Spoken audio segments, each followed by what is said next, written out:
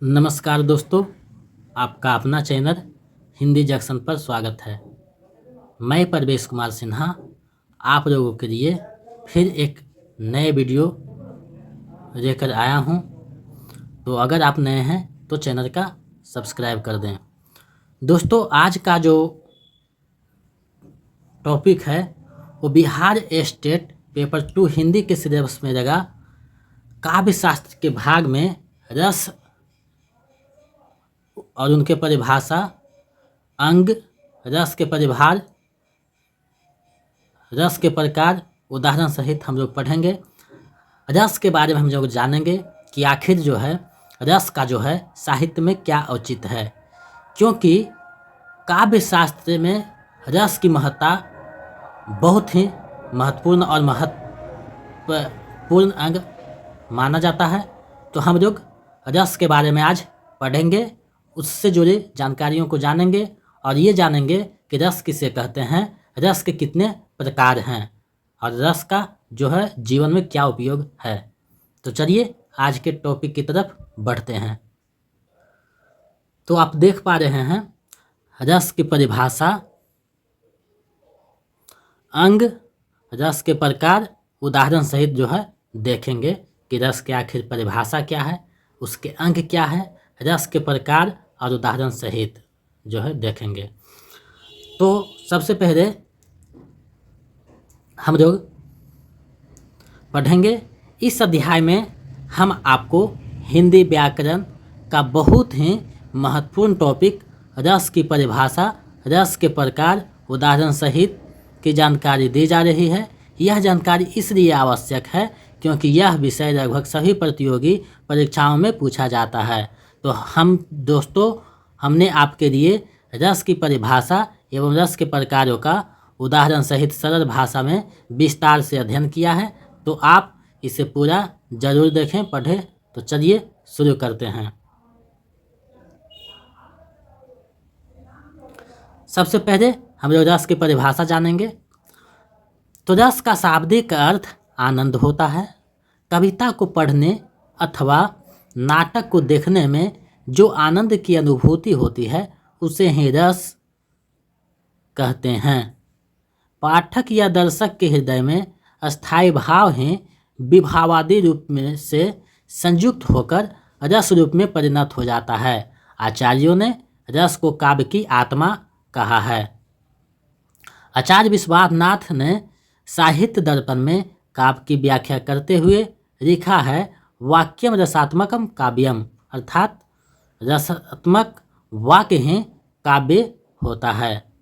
रस की अनुभूति कैसे होती है, इस संबंध में भरत मुनि ने नाट्य शास्त्र में व्याख्या की है।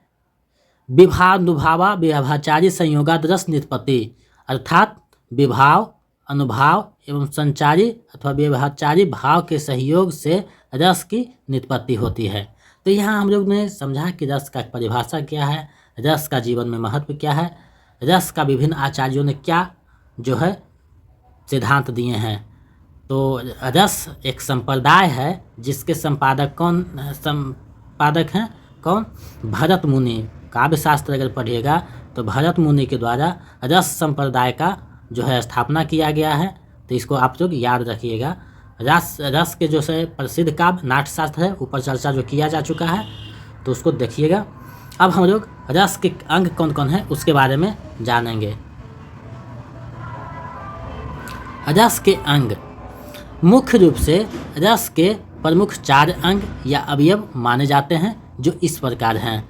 पहला अस्थायी भाव, दूसरा विभाव, तीसरा अनुभाव, चौथा संचारी भाव या व्यवहाचारी भाव।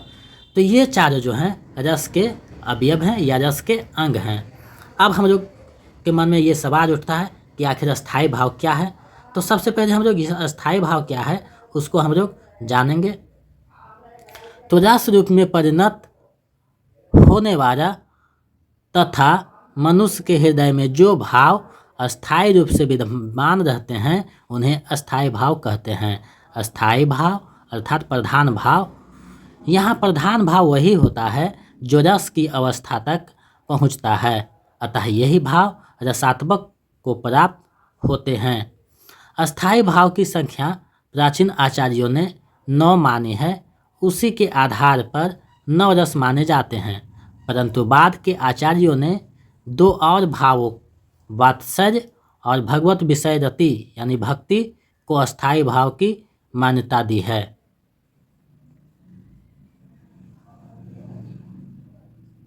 अतः इस प्रकार अस्थाई भावों की संख्या बढ़कर 11 हो जाती है। वात्सल्य रस का अस्थाई भाव भी रति होता है।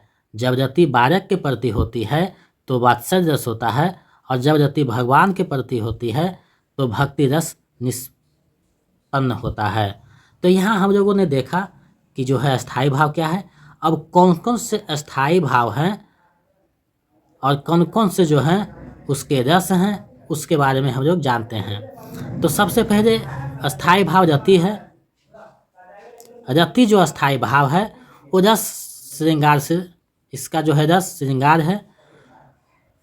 शोक जो है अस्थाई भाव करुण रस के लिए आता है। क्रोध अस्थाई भाव रौद्र रस के लिए आता है। विस्मय अस्थाई भाव अद्भुत रस के लिए आता है। निर्वेद रस अस्थाई भाव शांत रस के लिए आता है। हास्य रस अस्थाई भाव हास्य रस के लिए आता है। आगे देखते हैं।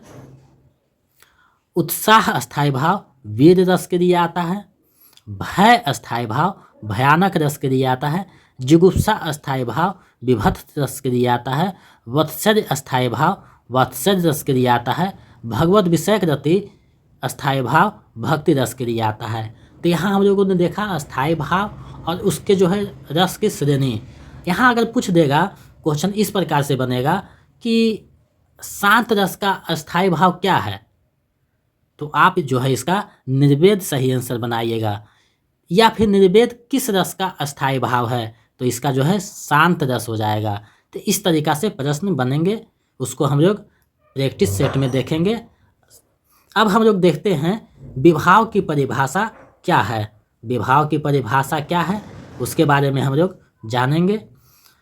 तो विभाव की परिभाषा, जिन परिस्थितियों के कारण अस्थाई भाव जागृत तथा तीव्र होता है तो उन्हें विभाव कहते हैं। विभाव की अस्थाई भावों का कारण होता है। विभाव के निम्न 2 भेद होते हैं। पहला आलंबन विभाव, दूसरा है उद्दीपन विभाव। तो सबसे पहले आलंबन विभाव के बारे में जानते हैं। जिन व्यक्तियों या वस्तुओं के कारण कोई अस्थाई भाव जागृत होता है तो उसे आलंबन विभाव कहते हैं। जैसे नायक और नायिका, इन दोनों के देखने से हमारे अंदर जो है भाव जागृत होता है, जिसे आलंबन कहते हैं। आलंबन विभाव के भी 2 भेद होते हैं। पहला आश्रय, दूसरा विषयक।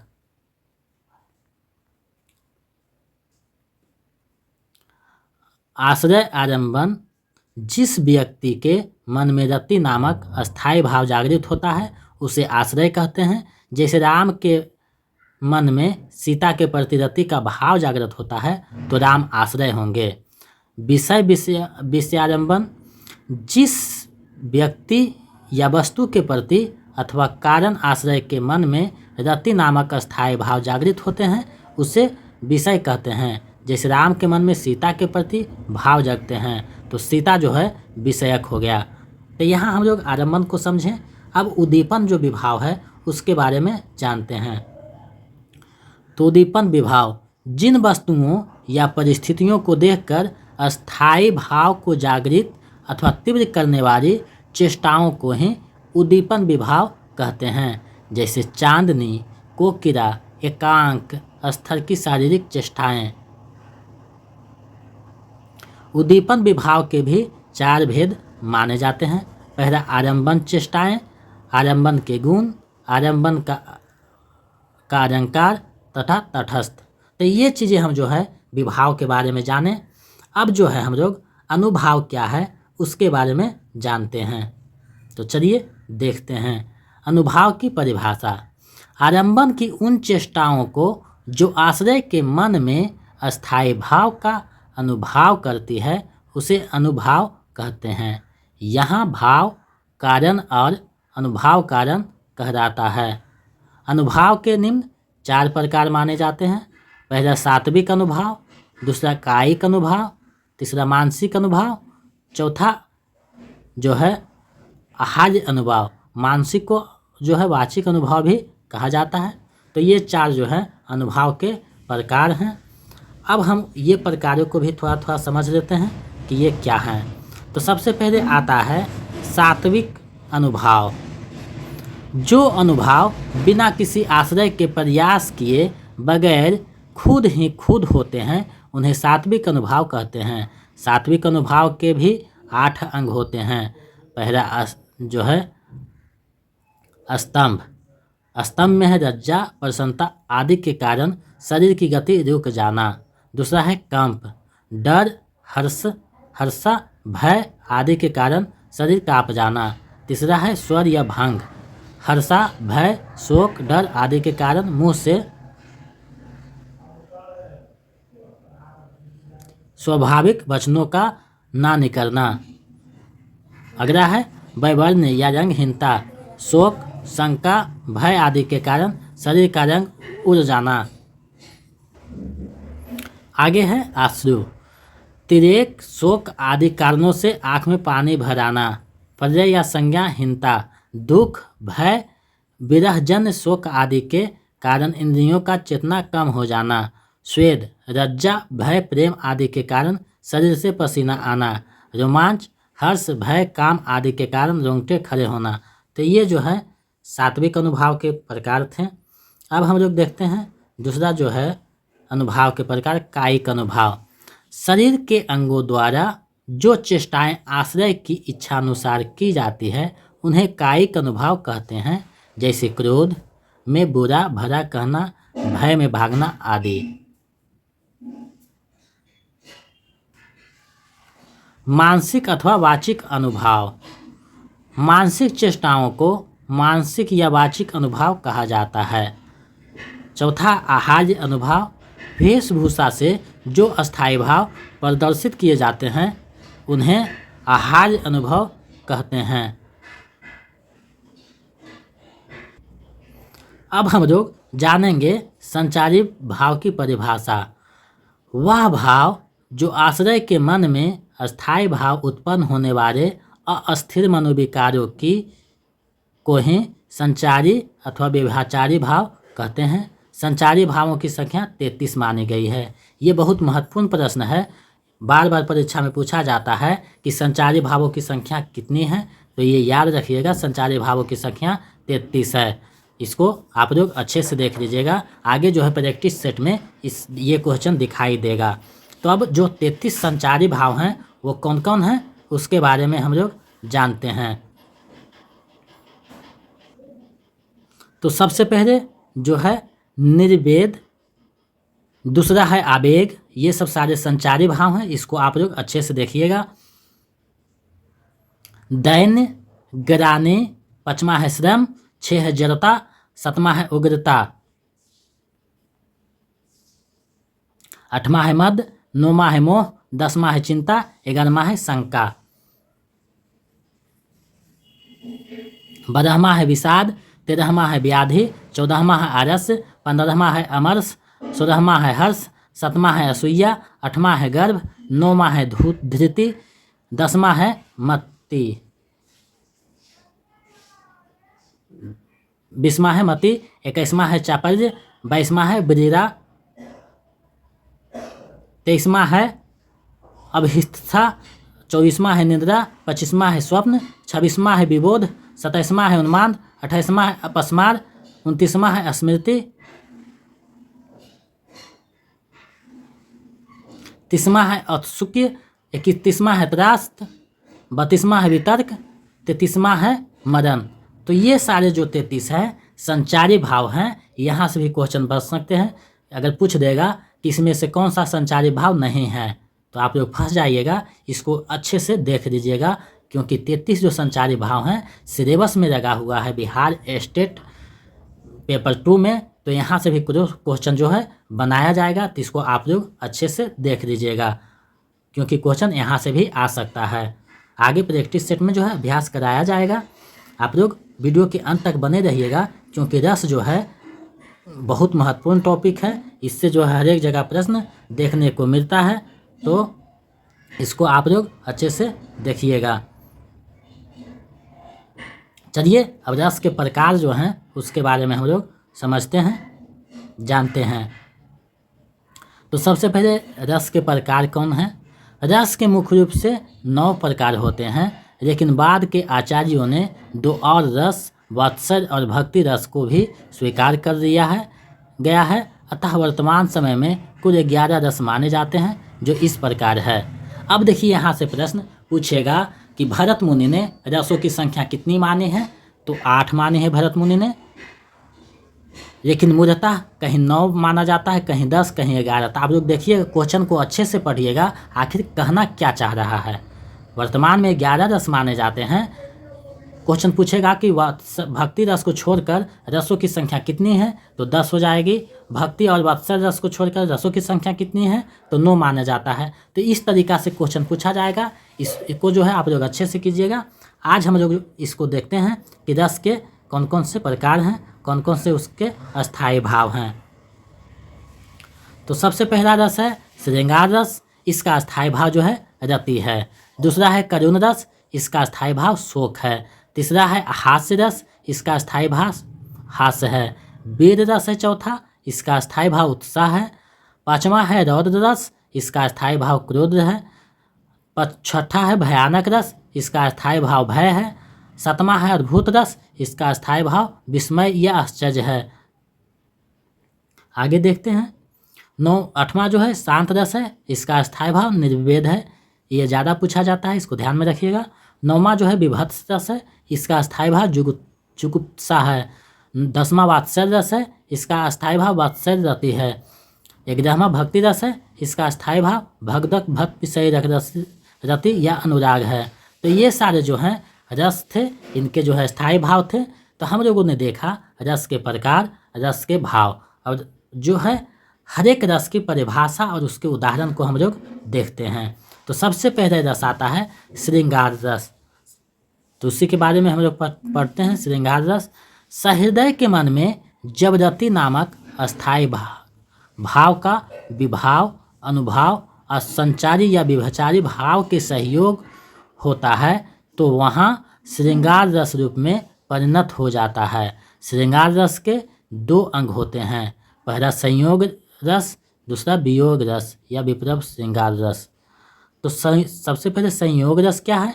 जब नायक और नायिका के मिलन की दशा में प्रेम के चित्र का वर्णन हो, तो वहाँ संयोग श्रृंगार रस होता है। उदाहरण के लिए, कर मुंदरी की ओर सी प्रतिबिंबित यों पाई, पीठ दिए निधरक रखे इकटक दिठी लगाई। अब यहाँ जो है हम लोग देखते हैं स्पष्टीकरण। इस उदाहरण में संयोग रस है, अस्थायी भाव रति है। इसमें आश्रय जो है नवोढ़ा वधू है, यानी नई नई वधू की जो बात किया है। नायिका की आलम्बन विभाव जो है प्रियतम या नायक है। उद्दीपन विभाव जो है प्रियतम का प्रतिबिंब है। अनुभाव जो है एक ध्यान से प्रतिबिंब को देखना है। संचारी भाव यहाँ पे हर्ष और औत्सुक्य आया है। तो ये सारे जो हैं वो पंक्ति में आया था। अब जो है वियोग श्रृंगार के बारे में हम लोग जानते हैं। वियोग रस श्रृंगार रस, जहाँ नायक और नायिका के वियोग की दशा में प्रेम के चित्र में विरह का वर्णन हो, तो वहाँ विप्लव या वियोग श्रृंगार रस होता है। उदाहरण के लिए, हौही बोरी विरह बस के बोरो सब गाऊं, कहाँ जान ये कहत है ससही सीतकर नाऊं। इस पंक्ति में जो है उदाहरण में वियोग रस का श्रृंगार है। अस्थायी भाव में रति आया है। आश्रय में विरहनी है, नायिका है। आलम्बन विभाव में प्रियतम या नायक है। उद्दीपन विभाव में चंद्रमा या चांदनी का चित्रण किया गया है।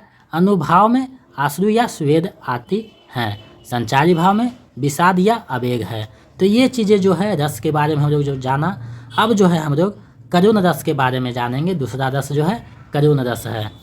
तो करुण रस की परिभाषा देखते हैं। जब कोई प्रिय वस्तु या व्यक्ति के अनिष्ट का भय अथवा उसके नाश से उत्पन्न क्षोभ या दुख की स्थिति को शोक कहा जाता है। अर्थात शोक नामक अस्थायी भाव जो विभाव, अनुभाव एवं संचारी भाव के मिलन से प्राप्त शोक नामक अस्थायी भाव से करुण रस की उत्पत्ति होती है। उदाहरण के लिए, अर्धरति गाई कपि कहीं नहीं आवा, राम उठाई अनुजा उर रावा।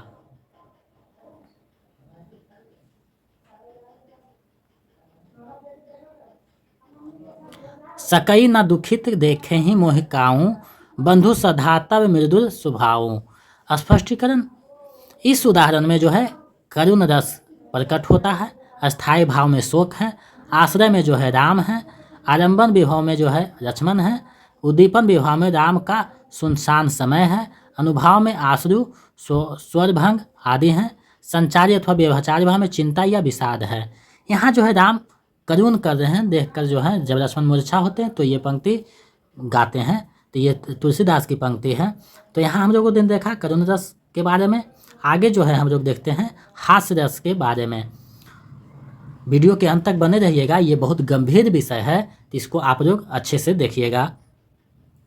हास्य रस की परिभाषा, किसी व्यक्ति के विकृत रूप, आकार, वेशभूषा, वाणी और चेष्टाओं से हृदय में जो भाव जागृत होते हैं उसे हास्य कहते हैं। यही हास्य नामक अस्थायी भाव जो विभाव, अनुभाव और संचारी भाव से संयोग करता है तो हास्य रस की उत्पत्ति होती है। उदाहरण के लिए, मतहि पितहि उरिन भयो नीको नीके, गुरु ऋण जहाँ सोचपन जी के। यहाँ पे जो है स्पष्टीकरण में परशुराम और लक्ष्मण के बीच संवाद में लक्ष्मण की यह हास्यमय उक्ति है। अस्थायी भाव में जो है हास्य आया है, आलंबन विभाव में परशुराम आए हैं, उद्दीपन विभाव में उनकी झुंझलाहट है, संचारी भाव में चपलता या हास आदि है। इन सब से पुष्ट हास नामक अस्थायी भाव या हास रस की दशा को प्राप्त हुआ है। तो हम लोगों ने देखा हास रस की परिभाषा। अब हम लोग वीर रस के बारे में देखते हैं। वीर रस की परिभाषा, किसी व्यक्ति के हृदय में जब उत्साह का भाव जागृत या पुष्ट होता है तब वीर रस की उत्पत्ति होती है। अर्थात उत्साह नामक अस्थायी भाव, विभाव, अनुभाव एवं संचारी भाव के संयोग रस से वीर रस की दशा को प्राप्त होता है। उदाहरण के लिए, सौमित्री से घनानंद का राव, शीर्ण भी नहीं सहा गया, निज शत्रु को देखे बिना उससे तनिक नहीं रहा गया। यहाँ पे जो है वीर रस प्रकट हुआ है। अस्थायी भाव में जो है उत्साह आया है, आश्रय जो है सौमित्री है, आलंबन विभाव में मेघनाथ है, उद्दीपन विभाव में घनानंद का रव है, अनुभाव में युद्धार्थ या सज्जन है, संचारी भाव में उग्रता एवं असुख है। अब हम लोग अगला जो है रस उसको रौद्र रस की परिभाषा देखते हैं। रौद्र रस की परिभाषा देखते हैं, किसी व्यक्ति या शत्रु द्वारा किए गए अत्याचारों को देखकर, गुरुजनों की निंदा सुनकर हृदय में क्षोभ या क्रोध उत्पन्न होता है। यही क्रोध नामक अस्थायी भाव, विभाव, अनुभाव, संचारी भावों के सहयोग से रौद्र रस की दशा को प्राप्त होता है। उदाहरण के लिए, उस कार्य मरे क्रोध के, तनु उसका कांपने लगा, मानो हवा के वेग से सोता हुआ सागर जागा। यहाँ पे जो है रौद्र रस जो है दिखाया गया है। अस्थायी भाव में क्रोध है, आश्रय में युद्ध में उपस्थित वीर है, उद्दीपन विभाव में जो है शत्रु की ललकार है, अनुभाव में कांपना या कंप आदि है, संचारी भाव में उग्रता, आवेग या चापल्य है। तो ये सारे जो है हम लोग देखा। अब जो है हम लोग भयानक रस के बारे में जानेंगे, पढ़ेंगे। भयानक रस की परिभाषा, किसी भयप्रद वस्तु, व्यक्ति, स्थिति को देखकर हृदय में जो भय का भाव उत्पन्न होता है, अतः जब भय नामक अस्थायी भाव, विभाव, अनुभाव, संचारी भाव के सहयोग से भयानक रस की उत्पत्ति होती है। उदाहरण के लिए, लंका की सेना तो कपि के गर्जन रब से काँप गई, हनुमान के भीषण दर्शन से विनाश ही भाप गई। यहाँ जो है भयानक रस आया है, अस्थाई भाव में भय है, आश्रय में लंका की सेना है, आलंबन विभाव में हनुमान है, उद्दीपन विभाव में गर्जन रब और भीषण दर्शन है, अनुभाव में कांपना, जोर जोर से पुकारना आदि है, संचारी भाव में चिंता, शंका और संतरास है। इन सब से पुष्ट भय नामक अस्थाई भाव भयानक रस को प्राप्त किया है। अब हम लोग जो है अद्भुत रस की परिभाषा देखेंगे। अगर आप लोग इसका PDF पाना चाहते हैं तो हमारे टेलीग्राम चैनल से जुड़ जाइए, वहाँ पे इसका PDF मुहैया करा दिया जाएगा, आप लोग इसको अच्छे से देख लीजिएगा। किसी अपूर्व वस्तु या दृश्य को देखकर हृदय में जो विशेष तथा आश्चर्य का भाव उत्पन्न होता है उसे विस्मय कहते हैं। यही विस्मय नामक अस्थाई भाव जब विभाव अनुभाव संचारी भावों के मिलने से रस रूप में परिणत होता है तब अद्भुत रस कहलाता है। उदाहरण के लिए, यहाँ वहाँ दुई बारक देखा, मति भ्रम मोरिकी आन विशेखा, तन पुरकित मुख वचन न आवा, नयन मुंदित चरणन सिर नवावा। यहाँ पे जो है देख रहे हैं अद्भुत रस की उत्पत्ति हुई है। अस्थाई भाव में विस्मय है, आश्रय में माता कौशल्या है, आलंबन विभाव में यहाँ वहाँ दो बालक दिखाई देना है, उद्दीपन विभाव में विचित्र दृश्य है, अनुभाव में तन पुरकित मुख वचन में रोमांच और स्वरभंग आदि है, संचार भाव में जड़ता या वितर्क आया है। इस प्रकार विस्मय नामक अस्थाई भाव अद्भुत रस के रूप में परिणत होता है। अब हम लोग जो है 8वां रस जो है शांत रस है उसका बारे में जानते हैं। तो दुनिया की किसी वस्तु तथा इसकी नश्वरता का अनुभव करने से हृदय में जो वैराग्य निर्वेद भाव उत्पन्न होता है, यही निर्वेद नामक अस्थाई भाव जब विभाव अनुभाव संचारी भाव के सहयोग से शांत रस की निष्पत्ति होती है। उदाहरण के लिए, अब जब नसानी अब ना नशे हो, राम कृपा भव निशा सिरानी, जागे फिर ना डसे हो। इसमें जो है कवि ने को अध्ययन हो गया है कि माया के बंधन से मुक्त होना चाहता है। यहाँ जो है शांत रस दिखाई देता है। अस्थाई भाव में निर्वेद आया है। आश्रय में तुलसीदास हैं कवि, आलंबन विभाव में दुनिया की नश्वरता का ज्ञान है, उद्दीपन विभाव में शास्त्रों का ज्ञान, साधु संगीत आदि है, अनुभाव में रोमांच आदि है, संचारी भाव में धैर्य हर्ष विबोधमति आदि है। तो हम लोगों ने जाना कि जो है रस में 8वां रस शांत रस क्या है। अब हम लोग 9वां रस के बारे में जानते हैं, विभत्स रस। विभत्स रस जो है 9वां रस है, इसके बारे में हम लोग जानते हैं।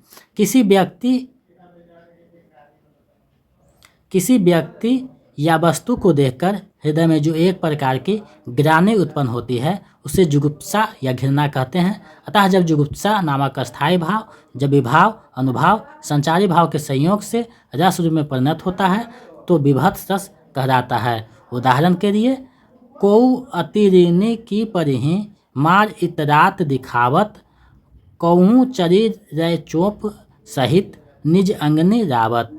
इसमें जो है विभत्स रस दिखाई देता है। अस्थाई भाव में जुगुप्सा आया है। आलंबन विभाव में शमशान का दृश्य है, उद्दीपन विभाव में आंतरिक की माला पहनकर इतराता है, संचारी भाव में दैन्य ग्लानि और निर्वेद आदि आया है। अतः इन सब से पुष्ट होकर जुगुप्सा अस्थाई भाव विभत्स रस की दशा को प्राप्त हुआ है। तो हम लोगों ने 9वां रस विभत्स को देखा। अब 10वां जो रस है वात्सल्य रस है, उसको हम लोग देखते हैं। माता पिता का अपनी संतान के प्रति जो प्रेम स्नेह का भाव जागृत होता है उसे वात्सल्य कहते हैं। यही वात्सल्य नामक अस्थाई भाव जब विभाव अनुभाव एवं संचारी भाव के संयोग से रस रूप में परिणत होता है तो उसे वात्सल्य रस कहते हैं। उदाहरण के लिए, श्याम गौर सुंदर दौ जोरी, निरखित छवि जननी तृण तोरी। इस उदाहरण में बंधु समेत श्री राम के बचपन का वर्णन है, जिसमें जो है वात्सल्य रस आया है। अस्थाई भाव में वात्सल्य है, आश्रय में माताएं हैं, आलंबन विभाव में श्री राम तथा बंधु आदि है, उद्दीपन विभाव में श्याम सुंदर रूप की रखना आदि है, अनुभाव में पुत्र पुत्रियों को बार बार देखना, दुलारना आदि है। संचारी भाव में हर्ष, गर्व और औत्सुक्य आदि है। तो हम लोगों ने देखा विभत्सरी रस को। अब हम लोग जो है अंतिम रस जो 11वां रस है भक्ति रस, उसके बारे में जानेंगे। तो भक्ति रस की परिभाषा, जब भक्तों के हृदय में ईश्वर के प्रति प्रेम या अनुराग भाव उत्पन्न होता है, अतः यही अनुराग नामक स्थायी भाव, जब विभाव अनुभाव संचारी भावों के सहयोग होता है, तो वहाँ भक्ति रस की उत्पत्ति होती है। उदाहरण के लिए, ईश्वर मेरे अवगुण चित्त ना धरो, समदर्शी ईश्वर नाम तिहारो, सोई पार करो। उदाहरण में देखा। अब इस साथ देखते हैं भक्ति रस की निष्पत्ति होती है। अस्थायी भाव में अनुराग या भगवत रति है, आश्रय में भक्ति है, आरंभन विभाव में कृष्ण भक्ति है, उद्दीपन विभाव में ईश्वर प्रभु का चित्रण आदि है, संचारी भाव में हर्ष निर्वेद आदि है। तो हम लोगों ने देखा कि रस के क्या हैं, रस के प्रकार क्या हैं, रस के अंग क्या हैं, कौन कौन से रस हैं। अब निष्कर्ष यही निकलता है, हमें उम्मीद है कि रस की परिभाषा एवं रस के प्रकार उदाहरण सहित आपको पसंद आया होगा।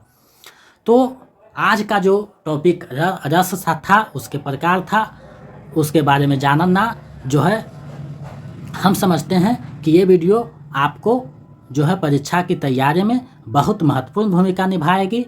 और इससे संबंधित जो है प्रैक्टिस सेट जो कराया जाएगा, उसमें क्वेश्चन पूछा जाएगा। तो आपको इसको अच्छे से देख लीजिएगा, ताकि परीक्षा में कोई भी प्रश्न रस से अगर पूछा जाए तो नहीं छूटे। अगर आप इसका PDF पाना चाहते हैं तो हमारे टेलीग्राम चैनल से जुड़ जाइए, वहाँ पे इसका PDF दे दिया जाएगा। अगर आप जो है ये स्टेट्स पेपर 2 से संबंधित वीडियो देखना चाहते हैं तो डिस्क्रिप्शन में जो है प्लेलिस्ट का लिंक है वो दिया हुआ है। टेलीग्राम जो चैनल है उसका भी लिंक दिया हुआ है, आप वहाँ से आप जो है तैयारी को मजबूत कर सकते हैं। बहुत बहुत धन्यवाद, ऐसे ही सहयोग करते रहें। अगर आप नए हैं तो चैनल को सब्सक्राइब कर दें, क्योंकि आप जब सब्सक्राइब करते हैं तो हमें मोटिवेशन मिलता है, एक हौसला मिलता है, तो हम दुगने उत्साह के साथ आपके समक्ष उपस्थित होते हैं। ये वीडियो आपको कैसी लगी कमेंट करके बताइएगा, और अगर आप वीडियो देख रहे हैं तो दोस्तों के बीच भी शेयर कर दीजिएगा, ताकि वो भी अपनी तैयारी को पूरे कर सके, क्योंकि एग्ज़ाम जो है बहुत नज़दीक है। तो हम लोग जल्दी सिलेबस को पूरा करने में लगे हुए हैं। तो आप ऐसे ही सहयोग करते रहें। बहुत बहुत धन्यवाद।